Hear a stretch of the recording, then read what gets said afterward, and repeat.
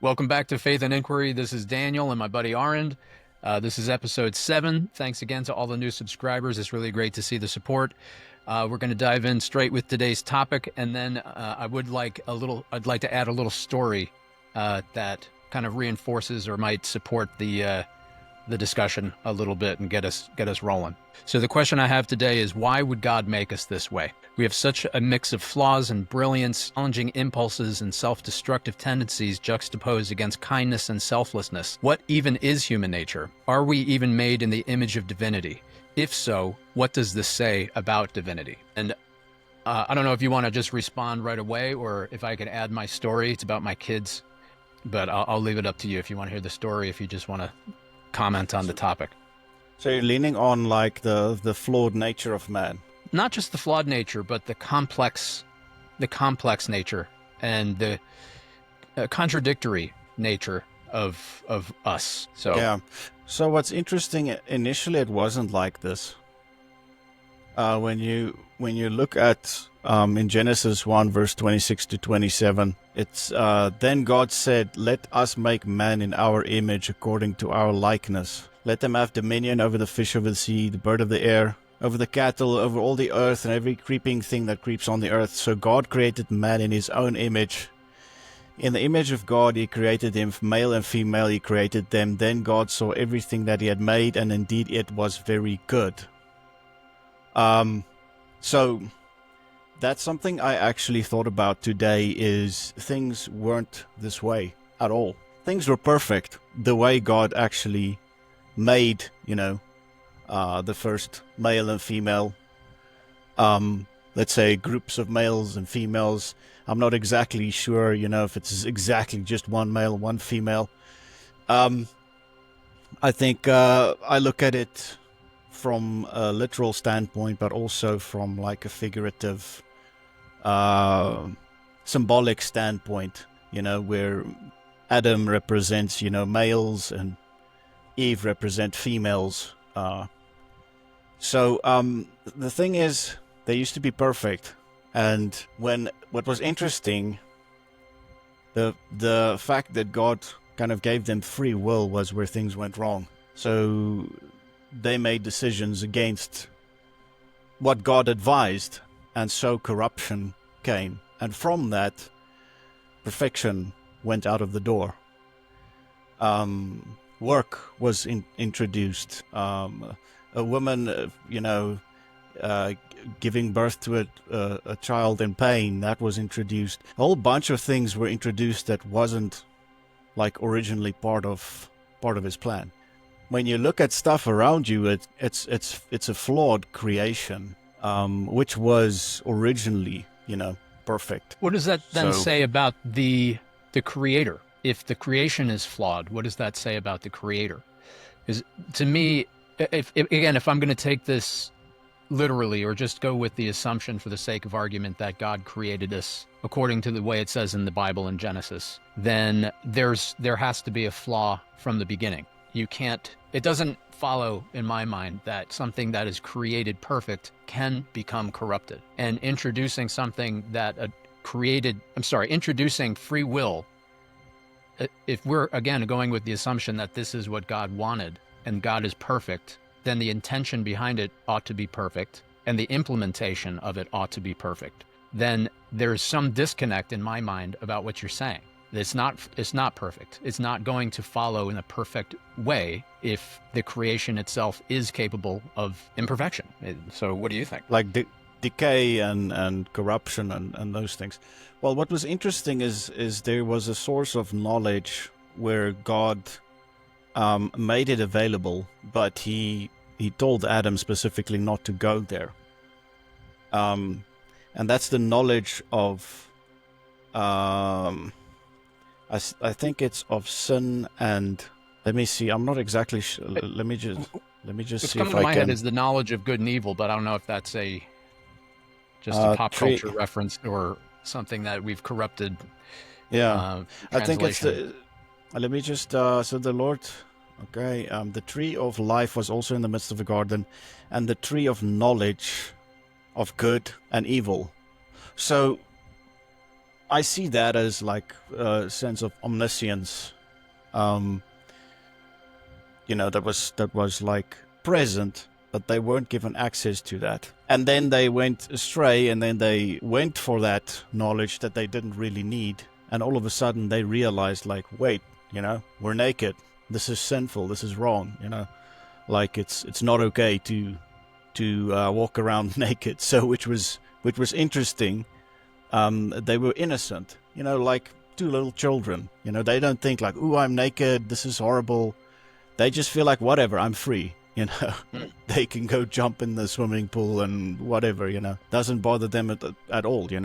So that was the introduction of like what it is to be separate from God. So if you create something that's perfect, and that something that is perfect can go in the direction of imperfection by disobedience, it naturally becomes imperfect. So when something in order moves into chaos, it becomes disorderly.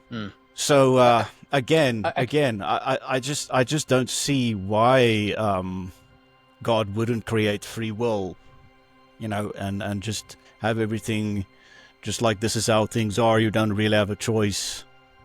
I don't see that as fair. You don't think it's fair for us not to have free will, so it's only fair No. if we do. Yeah. And So- that would require us to be able to choose against, to go against what we're supposed to. And that's where grace comes in. So when we do choose against him, or we make a mistake, that is where we basically, what the Bible says, we repent. So it means you change back to your previous mindset. You go back to your standpoint that you used to be on. So sin is just like a deviation. You get lost and confused. To repent is to mean you go back to the position you were in. So, and then he puts you back into that. So even if you do make a mistake and you take the wrong direction, you can still, find your way back. So it's not like it implies you go astray and now it's done forever.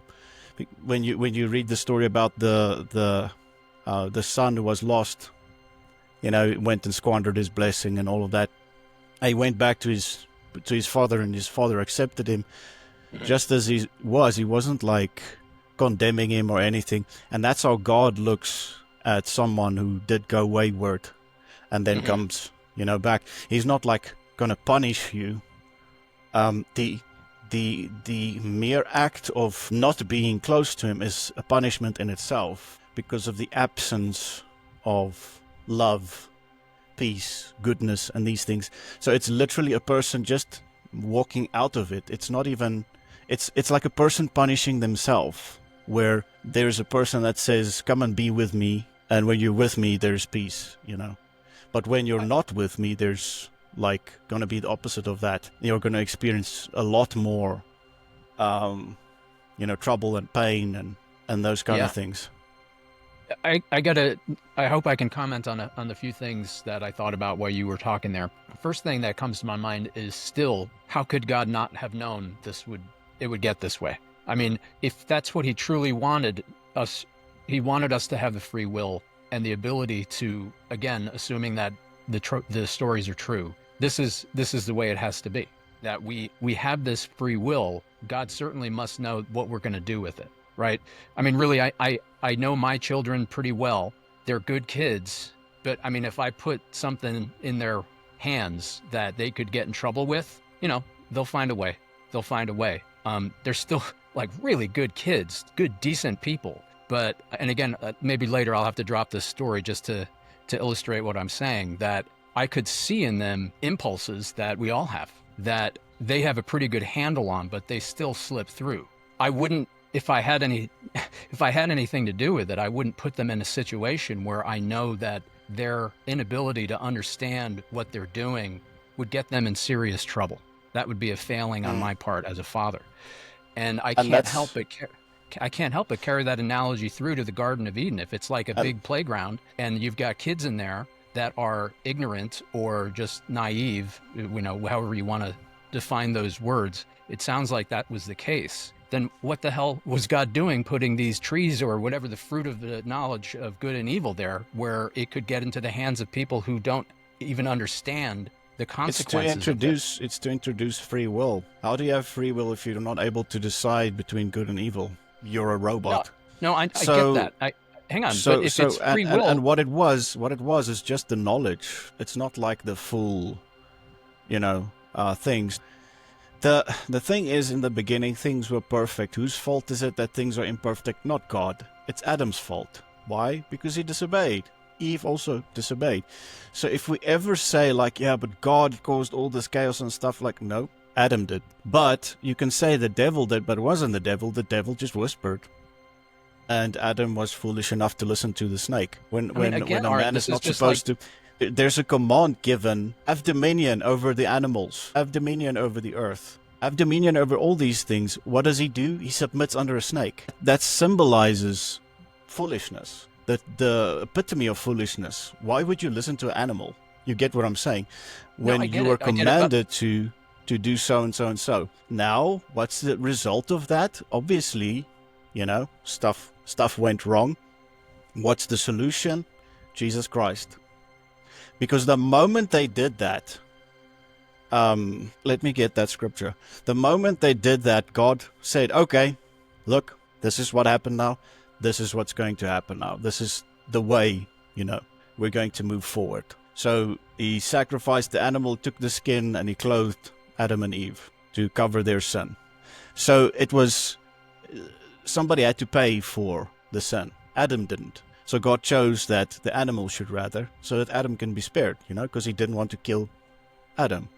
It was just a logical thing of like, your sin, somebody has to pay for it. It cannot be Adam. Let's rather take an animal, because he was given dominion over animals, and his life is worth more than an animal. So God did that to cover his sin. But that was temporary. And the whole plan was from there to get to a place where there would be a person that would bring that justification by faith. And now it's no longer needed to sacrifice animals. It is just a decision, So it's the reality that you are full of sin. What are you going to do with the sin? It's not going to magically disappear. It's going to eat you up. The wages of sin is death. It produces death. That's the only thing that sin can lead to. That's why somebody has to die for it, because it causes death, inevitably. Causes sickness or cancer or who knows what the outflow of specific sins are. And that is why Jesus came. So it says here, so the Lord God said to the serpent, because you have done this, what did he do? He was whispering, you are cursed more than all the cattle and more than every beast of the field. On your belly you shall go, and you shall eat dust all the days of your life. But he continues from that point where he says, and I will put enmity between you and the woman, and between your seed and her seed. He, Jesus Christ, shall bruise your head, and you shall bruise his heel, meaning he will die for the sins of many. So it's like, look, your son is running in the garden, and he falls into a puddle of mud. Who knows what? Now he's dirty. But you told him, don't run in that direction. But you, Daniel, kind of knew him. Like, he's probably going to do that. Or he's probably going to go that direction. So I'm going to warn him ahead of time, even though he might even do that. Now he is in the puddle of mud. Is it now the end of the world? Or are you going to now, scorn him for that forever? No. You're going to be like, come, let's take a bath. Plan B, let's put on new clothes. You see? No, and that's the end of it. It's not the end of the world. Okay. Again, I'm trying to figure out the question why. Why does it have to be this way? And again, I'm going back to the kindergarten analogy or preschool, play school, whatever you want to call it. You got a bunch of innocent children in a room. Let's say it's a big room. There's a lot of safe, wholesome things for them to do. But somebody put a gun or a flamethrower in the in the kindergarten. I mean, the kids are certainly capable of having free will in the kindergarten, doing activities that aren't going to cause suffering on the world, right? They can, or danger to themselves. They can simply go in and play. But then there's this dangerous item in there. Yeah, that but what you're saying hang on, is let me finish. completely Hang on. what you're saying is irrelevant because Adam Hang and on. Eve weren't children. So your example doesn't work. But Like I don't they're understand naive. what you. No, The but idea you is can't that, say that. They were male and female. They weren't children. God all right, doesn't put a didn't you gun say in a they were like room children? and that allow. They had innocence. They weren't Innocence. stupid, Okay. like little uneducated children. They had knowledge of God. Okay. So then, still, So your example doesn't logically line up. So I don't know. Use some other example. Like it's not lining up. what doesn't line up? Because what I'm saying is, if you have It innocent doesn't line people, up. You say innocent children, and then you put the gun in the room. There's no such thing. It was literally just a tree. It was just knowledge. right? It But wasn't it was a gun knowledge that they're going to led. shoot themselves with or anything. It was It sin. was knowledge It that was led error. to destructive. Yes. Sure. It was not. It was not. It doesn't matter what it is. It could be knowledge. It could be a symbol. It could be an actual thing that could cause the corruption of man. What I'm saying Yes, is that but what you're implying, implying is that God would put a sword there for people to kill each other, which He doesn't do. Warfare was introduced by fallen angels, by the way. War and killing and murder and sin and all that stuff. And so you're saying that God is evil. He puts a sword there. People can now pick up the sword and kill each other. God does not invent evil. That is why what you're saying does not make sense. How can He's not the inventor of evil? So According you're to who? comparing a tree to a sword. No, there's a tree. Okay, mom and dad messed up, right? Knowledge of good and evil. Now they're children. Great. Cain kills Abel. I understand that. But God was not the inventor of that. He was not the Well, where did inventor it come from? of murder and killing people. But where did it come from then? This is my question. It Why are came we like this? It came from also free will in heaven. So then free will So is the problem.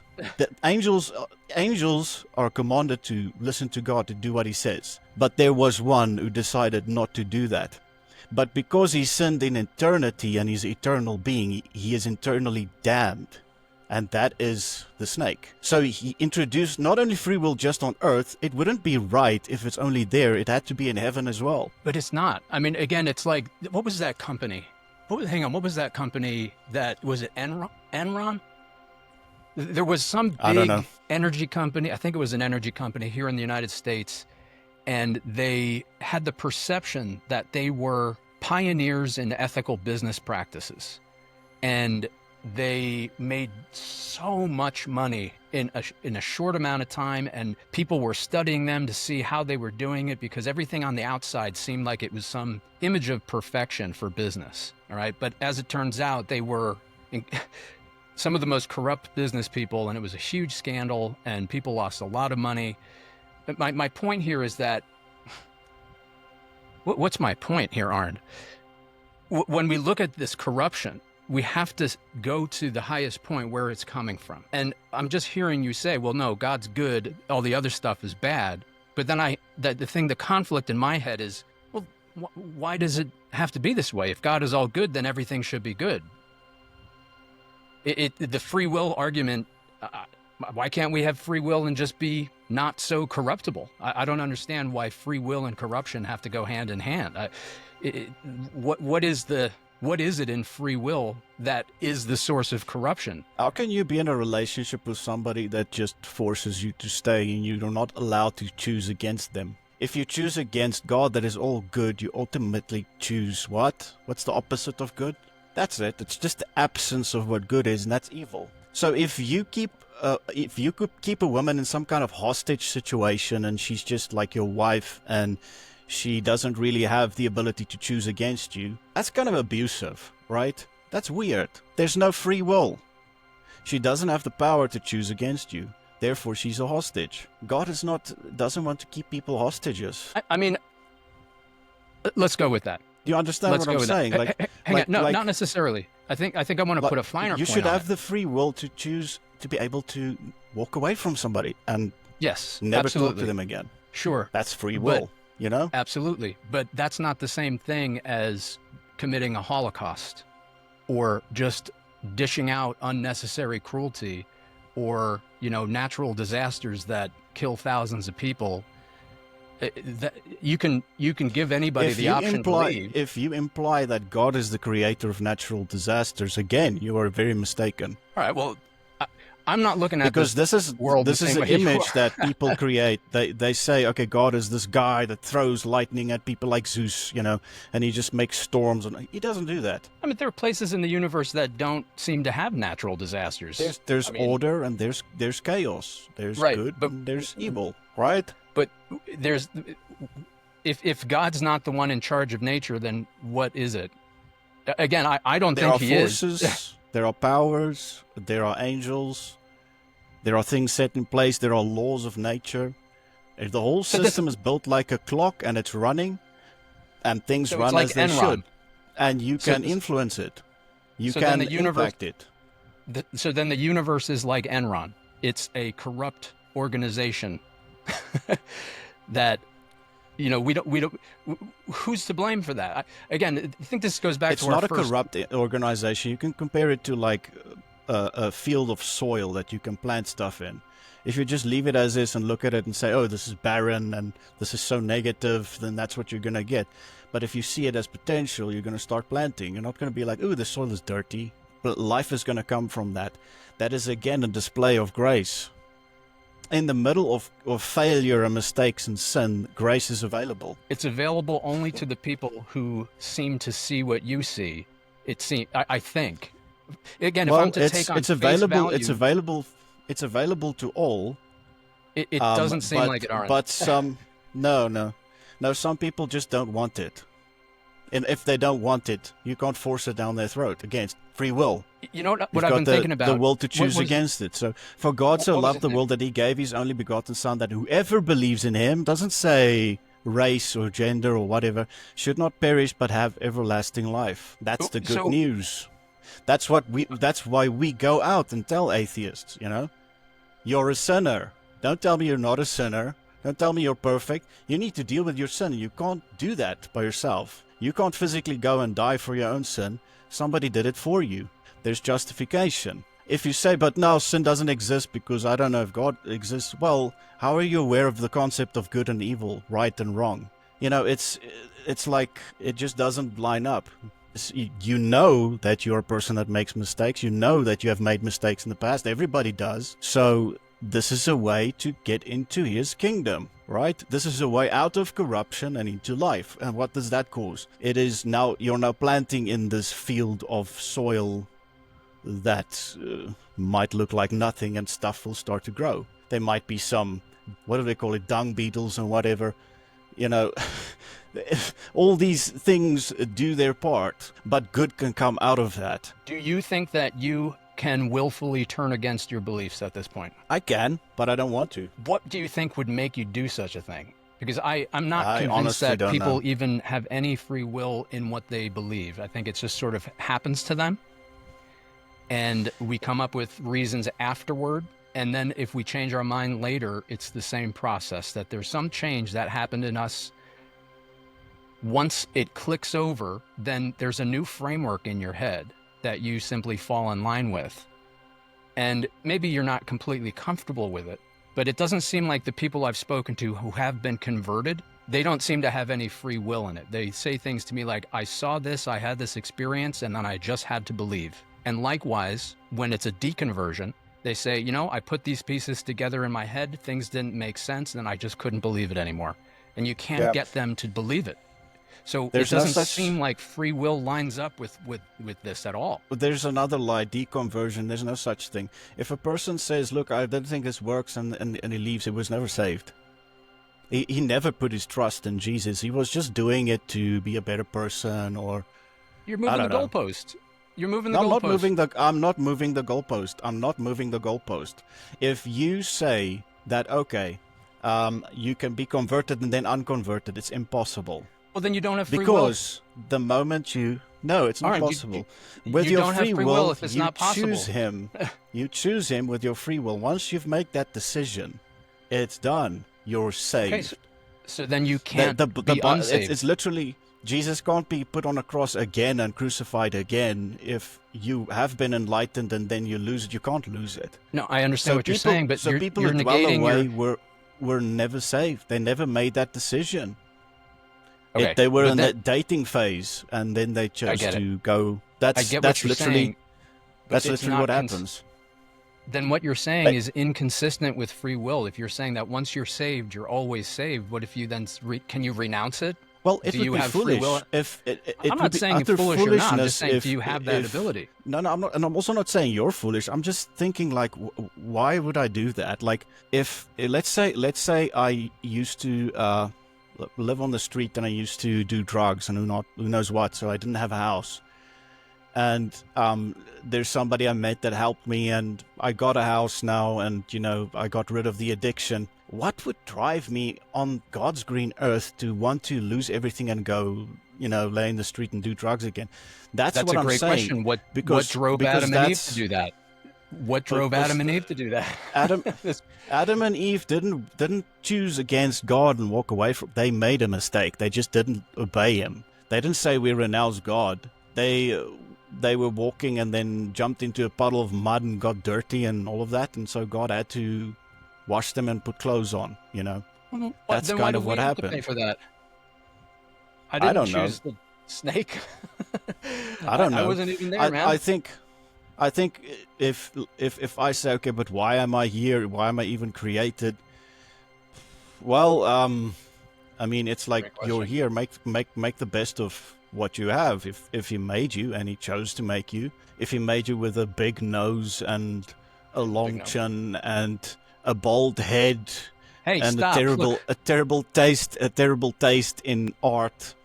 that's me. I mean, I'm not. That's not you. But if that's how He made you, then that's what Be happy with that. Like, okay, I understand. There's this concept of self betterment. People want to improve themselves, and take care of yourself. Go to the gym, do these kind of things. Eat healthy. Treat yourself with love and care. That makes sense. But it just comes down to this thing of like, well, you exist. So if He didn't make you, you wouldn't even think. You wouldn't even be here. But now you are. So you're a miracle that happened. That was created in a system that was meticulously designed to create life. And even if the mother and father made a mistake and they didn't want to have a child, there's people that came out of those, situations, that were born in those situations, even artificial insemination, that God is using, and they're enjoying life. So I say, if somebody born in a horrible situation is able to rise out of it by God's help and enjoy life, isn't that like inspiring? Maybe it's like, well, I want that too, right? So if you're like, okay, well, why am I made? I don't even know. Well, that looks nice. Well, why not go that direction? You get what I'm I saying? get what you're saying. I think I get what you're saying. I gotta interject again. You're inspiring me because you certainly described me: big nose, long chin, bald head. No, man. And a No, bad that taste wasn't. in art.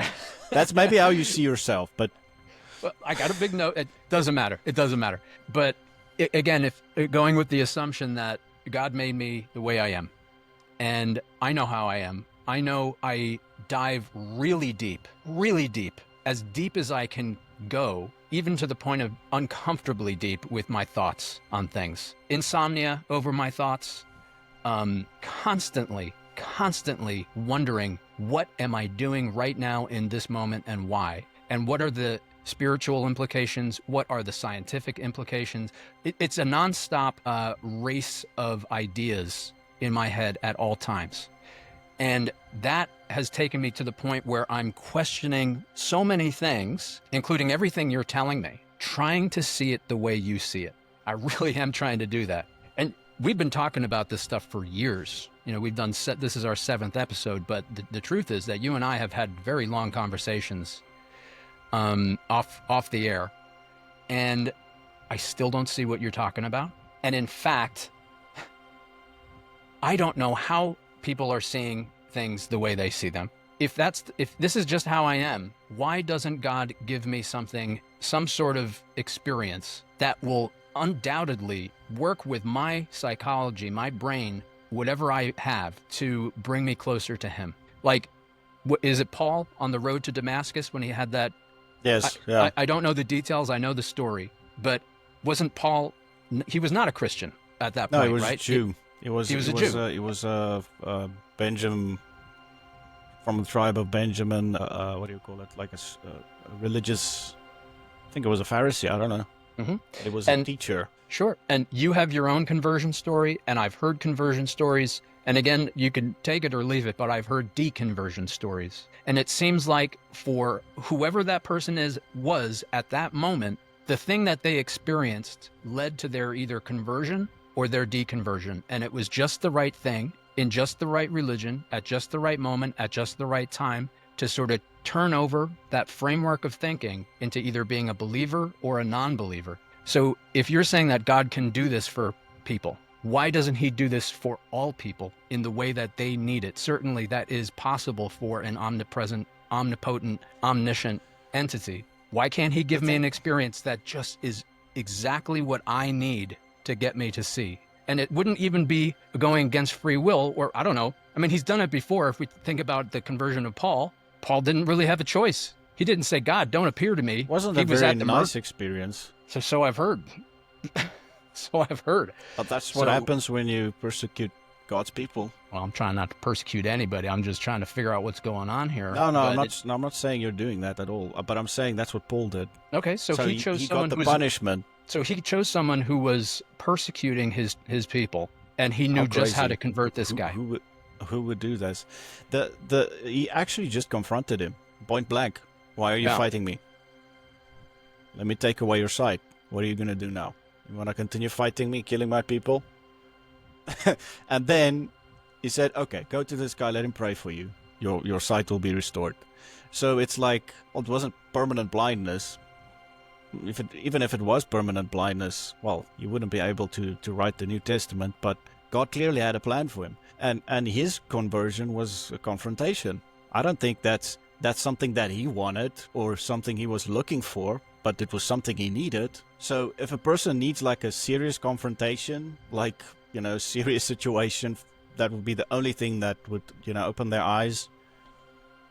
I don't think that's his ideal. I think Paul had many opportunities before that, honestly, to just listen to what they have to say, but he didn't. He was stubborn. He kept on going. I really believe, because you can't just say like, okay, this is the only thing that's written, this is the only thing that happened. No, that was just the only account that was recorded that was, kind of significant. So there was most probably a lot of people that, tried to talk to him, tried to, tell him, don't do this, don't go out and kill people, trying to explain to him, who Jesus is, that Jesus is the Messiah, and he just rejected them. So his conversion could have happened at an earlier, more graceful way, I believe, but that wasn't who he was. He wanted to continue fighting, and then he fought until he hit a brick wall and he couldn't fight anymore.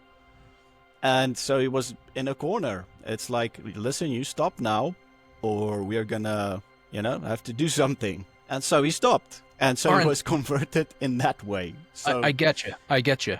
And it's funny. God doesn't want those extreme situations to happen. But he doesn't want it. He's capable of converting somebody like that. And I mean, it's interesting, the stories we have access to now, firsthand accounts of people with really disturbed minds talking about what makes themselves tick, right? And to hear some of these people talking about doing horrendous things with zero remorse, or even worse, they enjoy it.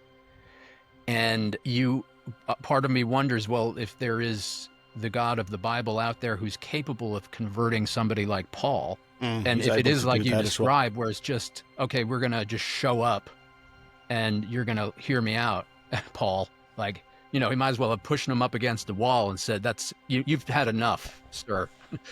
Like, why doesn't this happen all the time? I'm not out there, murdering people. I'm just trying to make a living and take care of my kids. But I would certainly like to have some of these experiences and get a deeper understanding of what people like you are saying. It just doesn't seem possible for me to even get there. All right, I'm like not even on the spectrum of what you're talking about, like way off the spectrum of, I don't know, I don't even know if it's possible for me to receive this stuff that, like you're saying. And honestly, when I hear people describe it, I'm like, come on. I just don't operate this way. I simply don't.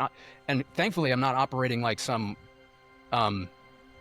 truly disturbed person, or maybe I am, who knows? But I don't know. I don't think I'm bad. Why can't I get this stuff too? I don't get it. I don't get it. Help me out. So it's not. Yeah, it's like a lot of people think it's something that maybe they have to deserve, or they have this thing where you invite them to church and then they say, I'll come when I'm ready. And that defies everything, because God just wants you to come as you are, just come. That's the point. So they try and bypass the work that was completed for them to make themselves good enough so that they can get to the place where they can receive the person who fixed their problems. It's like, what? Doesn't make sense, right? Wait, say that doesn't again? compute. I'm sorry. So this person has already paid your bill.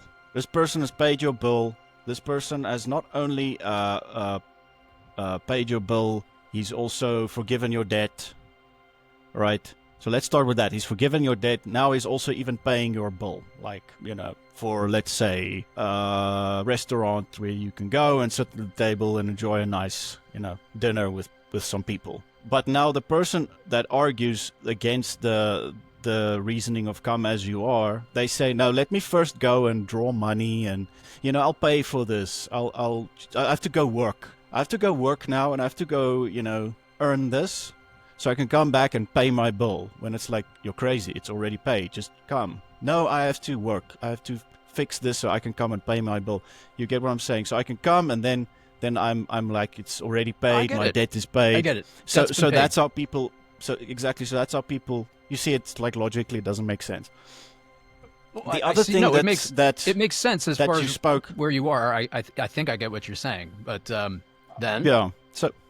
So okay, that's the one side of the thing. You were saying a bunch of other stuff. I also want to answer. I don't want to skip over them. Like okay. You were saying, why can't people have these experiences like Paul and so on? The man that prayed for Paul to receive his sight was also the man that was praying for the city's protection. And when Paul arrived wanting to kill people, it was like, boom, there was immediate intervention because of this man that was praying. So God is moved by prayers of his saints, which is kind of crazy. So he's got like all these, let's say, Iron Man suits and spaceships and guns and all this stuff available. And you as a believer can jump in and join and start fixing stuff. That's the whole point.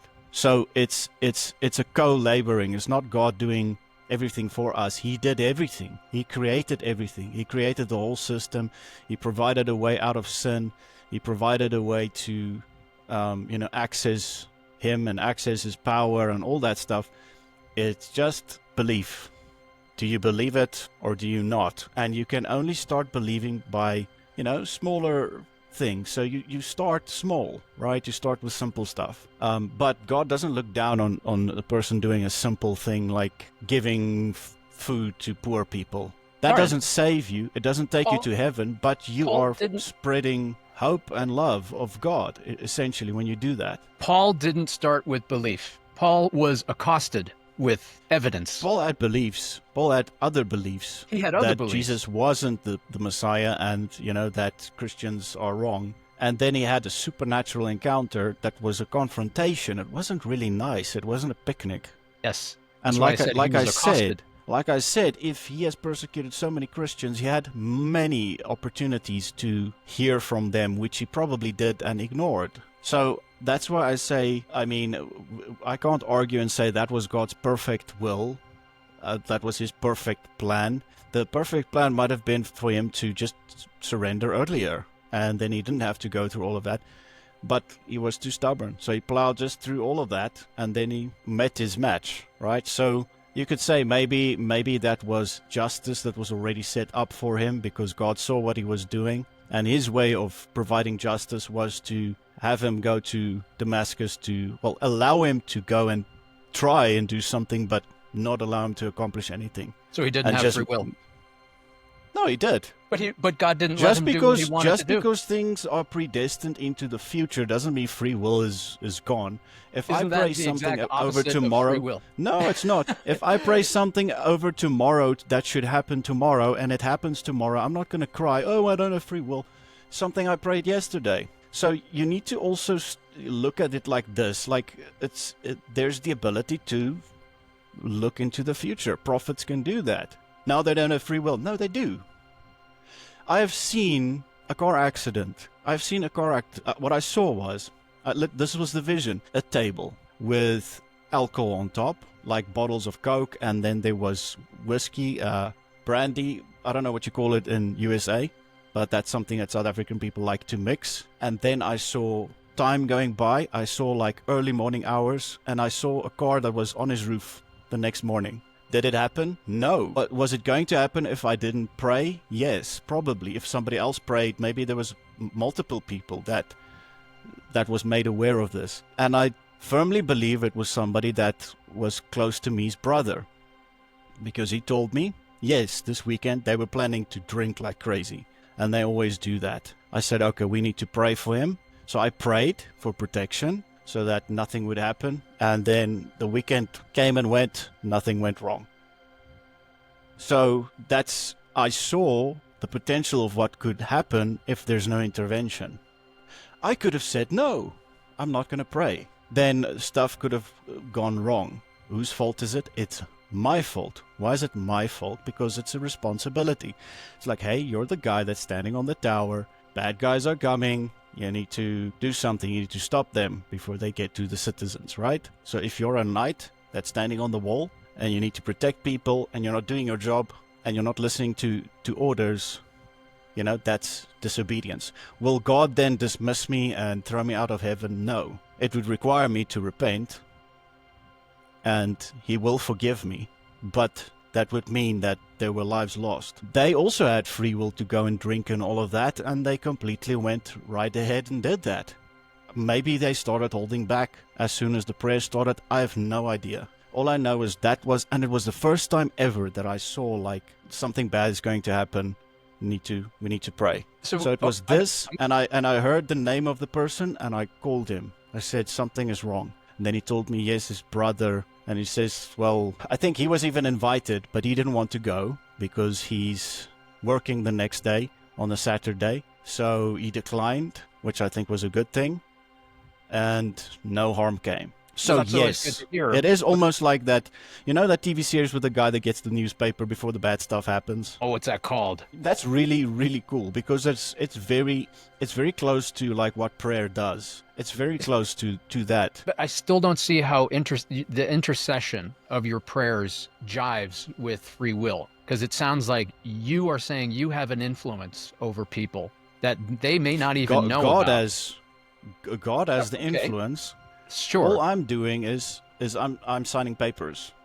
Oh, that's so fine. His will from heaven is aligning with earth, the earthly reality through me. So I'm just signing papers, but the angels and God are doing all of the stuff. Just by faith, they let's make a more concrete example. Let's just say I got a hunch that you are going to walk into a shop tomorrow. By the way, I'm just making this up right now. And you go into the shop to buy, what was the name of that beef jerky stuff that you said you like? Biltong. Biltong. Dravors. Biltong, dravors. So you're going to pick up some biltong as a snack. And in my vision, I foresee that somebody's going to assault you and steal your wallet or something like that. And so instead of praying, I hire my 6'8", 300-pound friend to stand outside of the shop and prevent you from going in. So, and then the next day he's standing out there preventing you from going in. Did he just negate your free will to go and buy your biltong? Well, it's like you have free will, and then here's a wall. I have free will. I'm gonna walk through it, Daniel. I'm gonna phase through this wall, even by faith. Apparently, some people have done it. I don't know.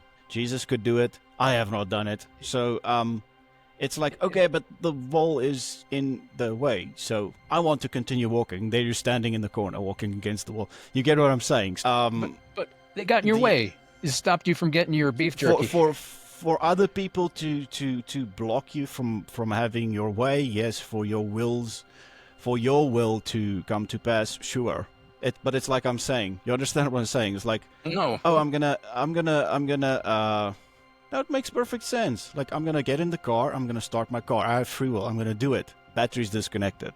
Click, click, click. Now I don't have free will. No, you still have free will. The battery's just disconnected. You understand what I'm saying? I mean, but you don't. So you can make Sure, it's decisions like saying, oh, that sure, are you have so free will, illogical. No, that it's not you illogical. can stand It's- in the corner and trying to walk through a wall where you just have to use the door and No, say, it's- "But I have free will. I'm going to stand in this corner." Well, But fine, what enjoy is the it. But free- but you what- get what what is I'm the point? saying. No, because what's the point of free will if it doesn't allow you to do the things you want to do?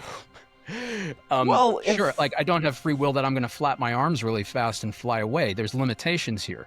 But, I went to get lunch. What did you before- just say? What did you just say? There are limitations. So sometimes there are just limitations. Okay. Yeah, exactly. Like, you want to go to the shop and everybody's standing there with masks and stuff and they're not allowing you in. Sure, but if the premise here is that It God sucks. wants us, You get angry. if the premise here is that part of the corruption is that God has given us free will and we choose to abuse it, we use our free will in a way that it causes corruption and other problems. And that's But wrong. Clearly there are already obvious limitations to our free will, and God intercedes on our behalf or other people's behalf or his own behalf to prevent us from doing things and putting even more limitations on our free will. So to me, that sounds like... So, If so it saves your life, won't you I'm say not- thank you? Like, I'm not don't upset. get on the boat. It's going to sink. Okay, thanks. I'm not upset about I that want to kind of get thing. on the boat, damn it. I'm And not then you upset sink, about like, that kind of thing. But if the whole You know? idea was, okay, well, I'm going to risk the absolute corruption of my creation to give people some free will, but they No, don't it even doesn't. understand what's going on. He's not going to risk the corruption of his creation. There's already order and chaos, and it's systems that are in place. It's there. And there was a natural sense of chaos that also happened when there was rebellion. Where God just saw that there was something in Lucifer's heart, like he was just thinking these things, like he's going to be like the Most High and all of that. God just said, no, you can't. It's just against logic, It's just like 1 + 1 doesn't equal 3. It's that kind of thing. So you have to be out of this place because there cannot be a coexistence because it's a lie. And truth and a lie cannot mix. How do you mix that? No, they can't. So there was like a natural splitting that happened, and 1/3 went away. And it's not all of them. Just 1/3. It's hard for me to hear you making an appeal to logic in this case when a lot of other cases that we've discussed don't have that appeal. What is illogical? Well, I'm not saying what you're saying is illogical. I'm commenting on that at this point. No, I mean, what are you thinking about that's illogical? What we've talked about things that don't have logical explanations, and that is it's just curious to me that on one hand you can use arguments that are illogical and even say, well, you just have to believe, which is not necessarily logical. But then on the other hand, you're also saying, okay, well, it has to be this way because it's logical. So you're trying to have it both ways, that it's both illogical and logical. Now, but what maybe is that's the way it illogical is. what is illogical about believing in something because of the evidence of what you've seen? It's not illogical. That's just it. If I walk down the counts? street and there's a lady with a red skirt walking past me and I saw her, I believe that I saw her. In fact, I know. It goes beyond believing to knowing. If I wasn't all there and really focused and maybe I saw this person out of the corner of my eye, then I'd say, well, I believe I saw. I don't fully know because I was a bit, distracted or whatever. Sure. So I guess that's a measure of faith. What's illogical about that? I'm not saying it's that. It's an access point to a paradigm that's just different. It doesn't make it illogical. I didn't say it was. What I'm saying is that in other instances, you dismiss that same type of thinking. If somebody what instances? If I came to you and I said I had the most amazing experience with the Hindu god Ganesh, and I prayed to Ganesh and he appeared to me, and I have all of these obstacles in my path, and Ganesh came and removed the obstacles. I saw him. He had an elephant head. I felt this warmth come over me. Ganesh loved me. He favors me.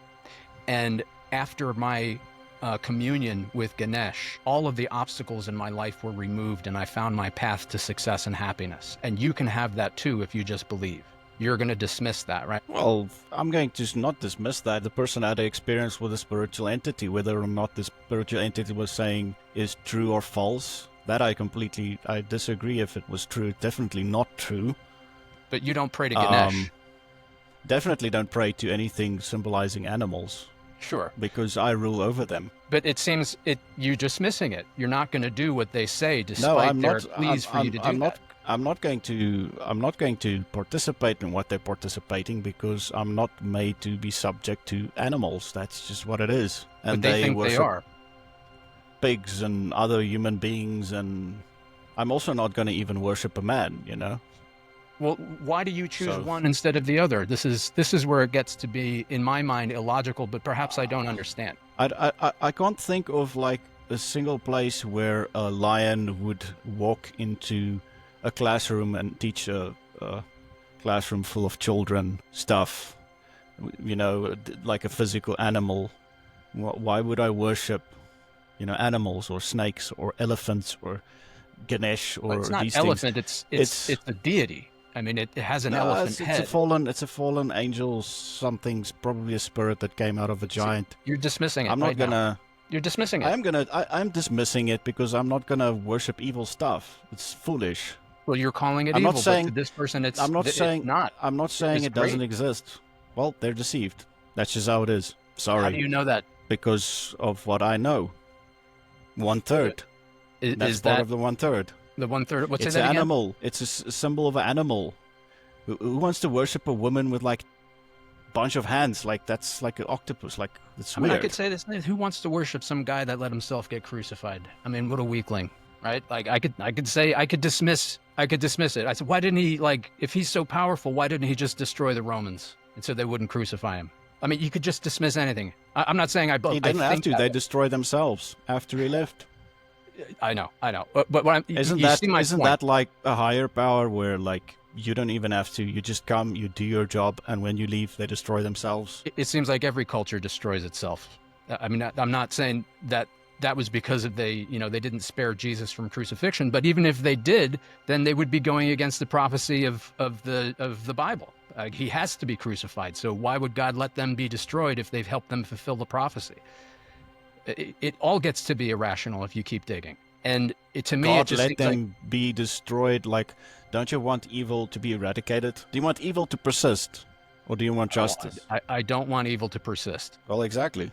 The Roman Empire was wicked. I mean, if you hang a person on a cross, like for punishment, you're pretty sick in your head. But wasn't it that punishment that is the salvation that you say is exactly? So that nobody else has to go through it again. Sure, but if it weren't for that system, then we wouldn't have had that happen.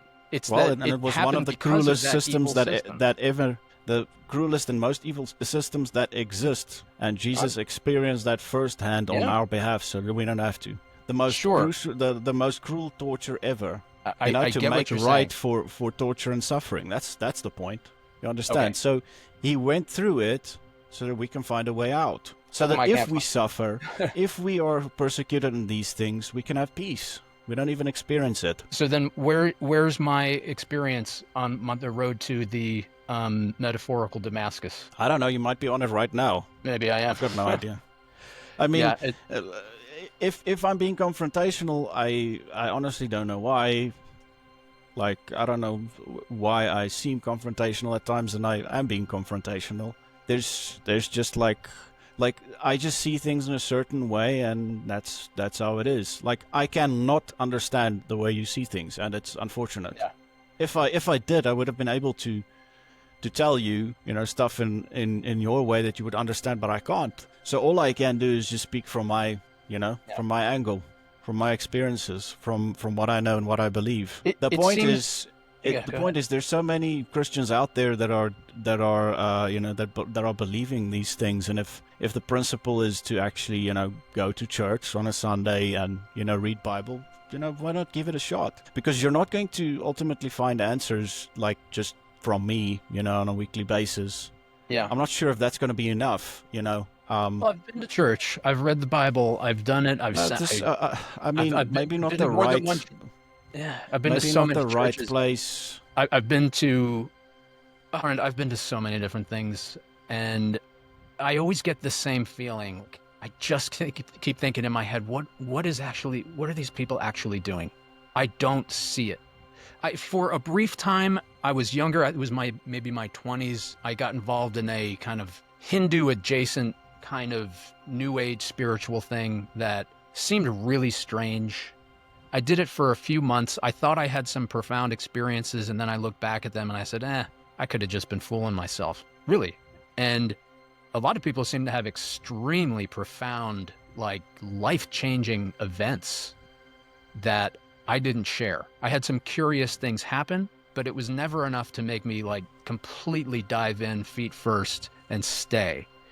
But then that's how every other experience I've had with organized religion of any kind, that I always see the people that seem to love it. They say it's been some incredible, powerful, positive force in their life. And then maybe I meet some people that left because they thought it was weird, or there was abuse happening, or other things that were, unspeakable things. So some of the stuff is really incredibly weird. If you get a bunch of people naked and they're shaking and quivering and spirits are entering them, which are some of the rituals, it's a bit strange. And that's what they do. And they're like, oh, we're so free now. It's so free. Everybody love each other. That's where the hippie movement started, is from like a guru. And he came to America, and then the hippie waves. And then people realized just like making love with everybody doesn't work out that well, because you're going to start fighting among each other, and people are going to start getting sick, and it's just going to be one mess. And so that movement came and went. I do have it to didn't add leave a lasting legacy. It didn't leave like what the church has left behind. You get what I'm saying? Sure. And there were legacies that are longer lasting than the church. And this ties into the one thing I do want to add here is that look at the poverty, look at the destruction. Like I said, look at the fruit. No, again, but there's more than that. Look at what's really happening. Look at the fruit. Sure, and I was going to say that it seems like at least in some traditions, it's not really that bad. I mean, there are, like, if I look at what the Buddhists are doing, they're not out there starting too many wars or torturing people, at least as far as I can tell. I'm sure there are oddball situations that pop up. But you're not going to get jihad from Buddhists, It seems like they're just peaceful people, and they have their philosophy that actually I find some awesome information, and there's a lot of food for thought in that philosophy. It doesn't even seem to be a religion per se. But it's not like they're out there starting trouble for the most part. So, and that's been going on longer than Christianity. And I find some really interesting pieces of wisdom in there. And actually, I've been taking a lot of it with me as I go about my day and do my things. It seems like there's some truth in it. I don't know how deep the truth goes. But the one thing that I do resonate with is that it seems to me, if I keep examining a lot of the evidence that people put forward to me about religion, is that it always comes up empty, in my opinion. That it doesn't seem like there's any there. And that is one of the principles of Buddhism, is that there's emptiness at the bottom of everything, that you can keep digging and digging, and eventually you'll see that there's nothing there. And it even seems like that might be the case scientifically speaking with the way the universe is. You keep digging down and you get to things that are just measurements. This particle has a spin, an up spin, and a negative charge, and 1 unit of mass, and that's the bottom of this existence. You see what I'm saying? It doesn't seem to have anything in it, just measurements, and it's very strange. It's very strange. You look absolutely done with me. No, that's like, I don't, like, please excuse me, but I do not understand, like, how you see things this way. I simply cannot see things this way. If I look at everything in the universe, I see intelligent design, and there's a designer. It's just how it is. To say that there's no designer behind it is to be a fool. And I mean, that's just what it is. This is going to have to be another topic. Writing this down. There's like to say that there is no God. Bible says you're a fool. I mean, what does that mean? So if you're foolish, is it now the end of the world? No. Get wisdom. Read Proverbs. I'm certainly willing to say So that I'm a wisdom, fool. so wisdom is on the street saying, "Come, you simple ones, like get wisdom, you know, come and learn." Even a person that doesn't know can get the knowledge, the understanding, and that's what's required. So is it knowledge or is it faith? Because before you said it's faith and now it's knowledge. And are they the same thing? Well, how can you have faith in something without the knowledge of it? Like, So it's the same. what is it? It has to be written down. No, I'm just asking, You like, have to be. what does that mean? Is it wisdom of experiences? Does that even make sense? What I'm saying? So understanding is basically like when you take something that, let's say you have a piece of paper, it gives you instructions. You follow the instructions. You come back with results. You now know what works and what doesn't. You call that understanding. So the knowledge was written down. You perform it, like let's say out of a sense of faith, because you take a leap of faith. It's something new, right? Mm-hmm. New area that you might not be familiar with. It requires a level of faith. Like let's say going to some kind of interview or something. It requires a leap of faith because you don't know what's the outcome. So let's have a go at it. So you take the leap of faith, you come back with results, you know what works or what doesn't, and then it becomes understanding. So it is literally about reading it and then, seeing what you can learn from it. Not immediately just dismiss it and throw it out. Read it and read it again and read it again and see where it applies. All the other stuff that pops up, great. Put it on one side, write it down. But don't just focus on that, also focus on the other side. You get what I'm saying?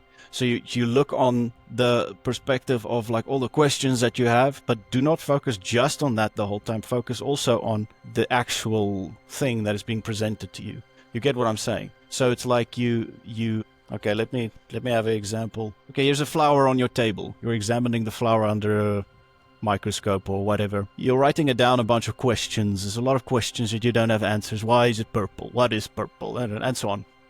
And you can get so lost in that you're like, okay, but wait, let me keep on looking at the flower. Let me study it a bit more. You get what I'm saying? Okay, I have questions. Write it down. Don't dismiss it. Great. But let's keep on looking, keep on looking, keep on looking. Instead of just looking at answering all the questions, because inevitably it's like, okay, why is it green? When you're supposed to be focused on how the seed falls in the ground and starts growing and, what's actually behind that per se. See, that's exactly the way my brain like, works. why is it purple? Why? And then eventually it's like, okay, well, you're going to find an answer, I guess, if you keep digging. If that's what you're into, great, go for that. But keep on examining the flower and, so what I say is like, open the Bible, keep on reading, keep on looking. Like, where do you see it? Where do you see it? Yeah, when you read of bad stuff happening to people in the Bible, here's an example. Okay, so I relate to this. So is there something I can learn out of this terrible situation that God got this person out of? You understand what I'm saying? So it's like, look at something that you find relatable and be real with yourself. Like, I relate to this, So like King David was writing Psalms and he was writing about how depressed he was and how he's like at the end of his ropes and, and then God comes through and then he's grateful, because things are working out and God is vindicating him. And there's this constant battle. He's always in a battle because he's a king. And I get that. But you can relate to certain parts of that. So what can you relate to? Instead of saying like, but maybe David didn't exist. Okay, great. Write the question down. Maybe he didn't exist. But now keep on reading. You get what I'm saying? No, I absolutely get it. And the problem is that I haven't been able to relate to any of these things people are telling me is happening to them. And I start to question, well, is it even really happening to them the way they say? I don't see any way to relate to these experiences. I haven't had them. I don't understand them. I don't understand the things that they... You know that you're not speaking the truth because you told me about an experience that you have. And I told you about an experience that I don't understand. You said you don't understand it. And I'm telling you that was from God. Like, that was something from God. Whether it was an angel that visited you, I don't know exactly I could tell you about specifics of that. No, I could tell you about it. Arend, let me tell you. It was just... But the thing is that it happened, and, okay, I guess it didn't happen again. No, look, let me tell you about it. But to just say, like, whatever, that's nothing, that's also, like, foolish. I didn't say it was nothing. What is...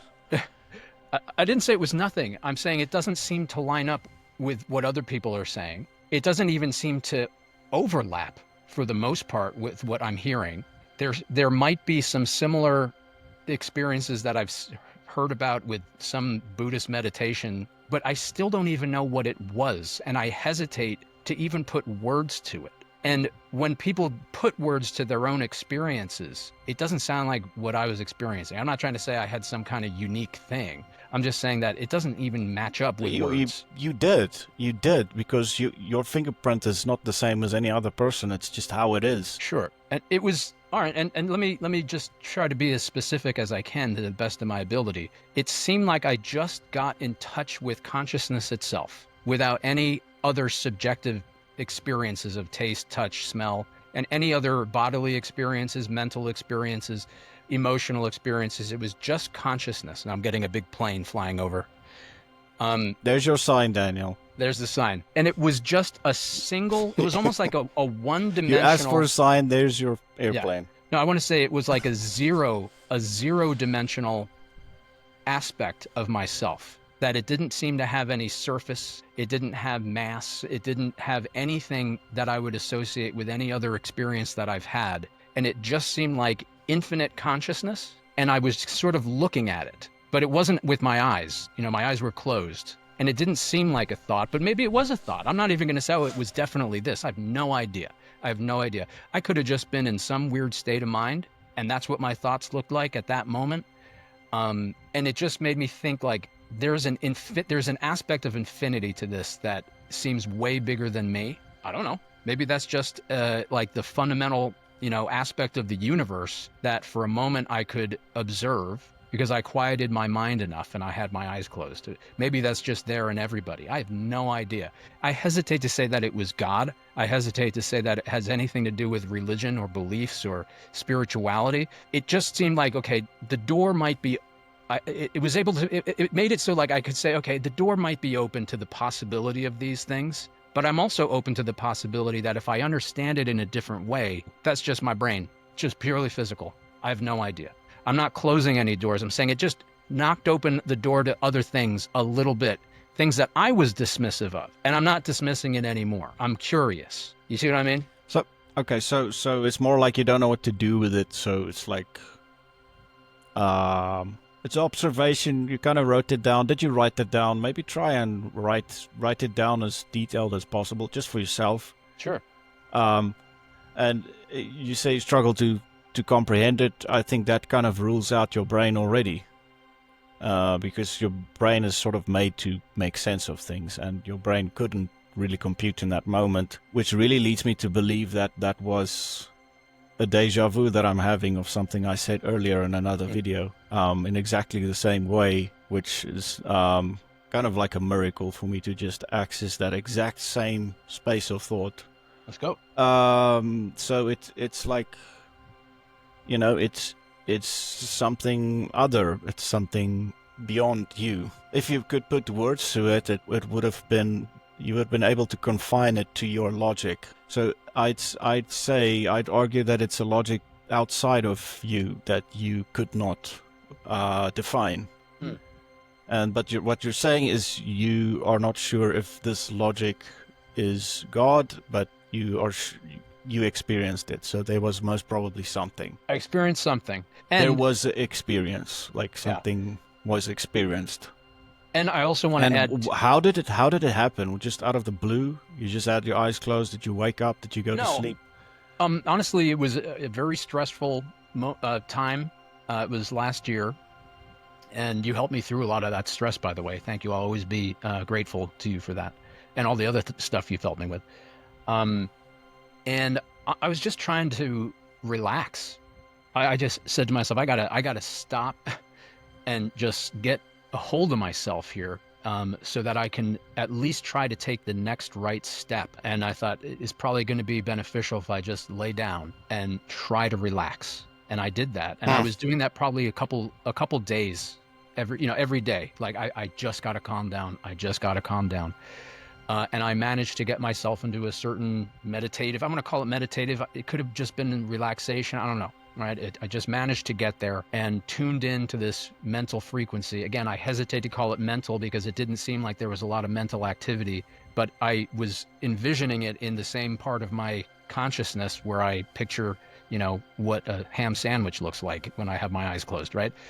And I had also been thinking pretty deeply about things I had heard about psychedelic experiences, and reflecting on my own experiences with some of those chemicals that I had done years ago.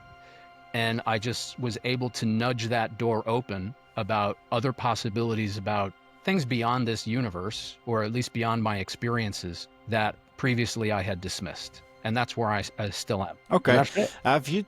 Have you tried to do that again, where you become quiet? I have, but I've had other things come up. It's just been a very yeah.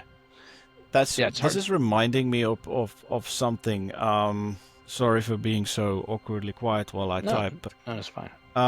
There was the 1 Kings 19 verse 11 to 12. This is going to probably rock your boat. Let's go.